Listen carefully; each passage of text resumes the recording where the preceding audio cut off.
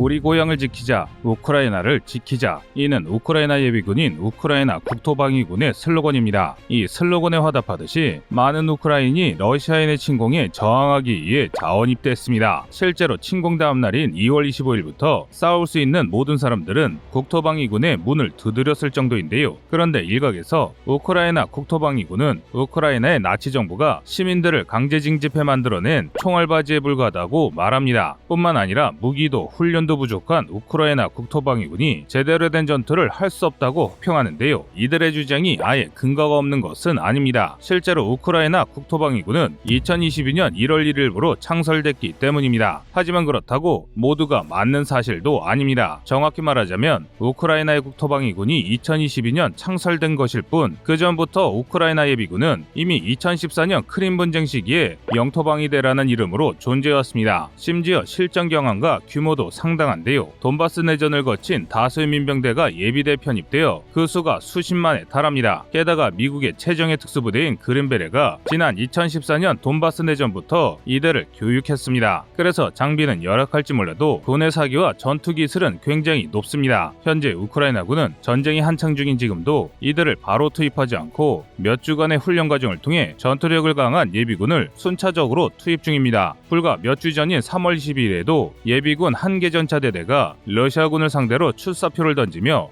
위풍당당하게 출전하기도 했습니다. 반면 이들의 상대인 러시아군 예비대의 상황은 그야말로 최악입니다. 수십 년간 누적된 부정과 부패가 드러나면서 그렇게 자랑하던 예비 전력이 허구였다는 사실이 폭로됐기 때문입니다. 밀리터리 밸런스 2020 기준 러시아 예비군은 200만 명입니다. 90만 명의 현역보다 약 2배 이상 많은 수치인데요. 그런데 이런 엄청난 인원수에도 불구하고 실질적으로 즉시 영입이 가능한 병력은 한 줌도 채 되지 않는 주장이 언론을 통해 공개됐습니다. 지난 3월 10일 미국의 포브스지는 러시아군이 외국인 용병을 구하는 이유에 대해 분석한 기사를 투고했습니다. 그런데 그 결과가 매우 충격적이었습니다. 러시아의 자료에 따르면 약 4천에서 5천 명이 적극적으로 훈련을 받거나 전쟁을 치를 준비가 되어 있다고 밝혔습니다. 러시아군이 실제로 가용한 병력은 전체 예비군 병력의 0.0025%밖에 안 되는데요. 즉 최대로 잡아도 1250명만이 바로 투입 가능한 전력이란 것입니다. 심지어 그마저도 투입이 어렵습니다. 본인들 입으로 특수작전이라는 명칭을 사용 중이라 전시 상황이 되어야만 동원할 수 있기 때문입니다. 뿐만 아니라 이번 전쟁에 징집병들이 전선에 동원된 것도 러시아의 법으로는 불법에 해당합니다. 즉 러시아군은 전선에 배치할 예비군마저 부족한 실정이란 뜻인데요. 이 때문에 러시아군은 시리아에서 용병을 모집하거나 체첸이나 다게스탄 같은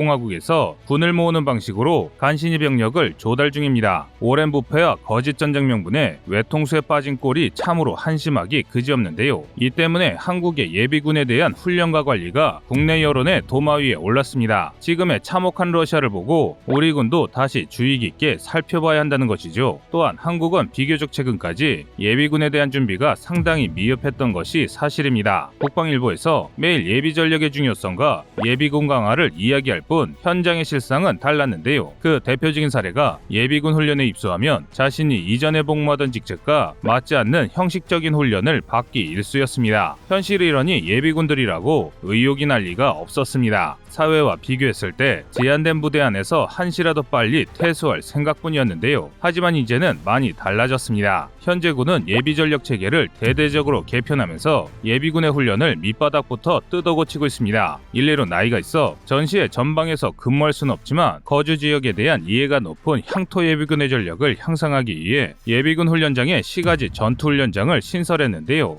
여기에 과학화 훈련에 사용하던 후형 마일즈 장비를 지급해 모의 시가전 훈련이 가능하도록 준비 중입니다. 이를 통해 이전보다 훨씬 내실 있게 도시 지역에서의 교전을 훈련할 수 있게 됐습니다. 또 이게 다가 아닙니다. 항상 예비군을 따라다니던 형편없던 도시락 문제도 점차 해결되고 있습니다. 사실 얼마 전까지 예비군의 도시락 공급은 낮은 단가를 제시한 업체가 계약을 따내는 최저 입찰제로 이루어졌습니다. 이로 인해 열악하다 못해 먹기 꺼려질 정도의 음식이 도시락으로 지급됐는데요. 그러나 이제는 아닙니다. 사단 단위에서 도시락 단가를 올리고 입찰을 엄격히 하면서 도시락의 질이 크게 올랐습니다. 지금처럼 제재에 안주하지 않고 끊임없이 변한다면 대한민국 예비군은 분명 발전하는 정예강군이 될 것입니다. 이상 꺼리투브였습니다.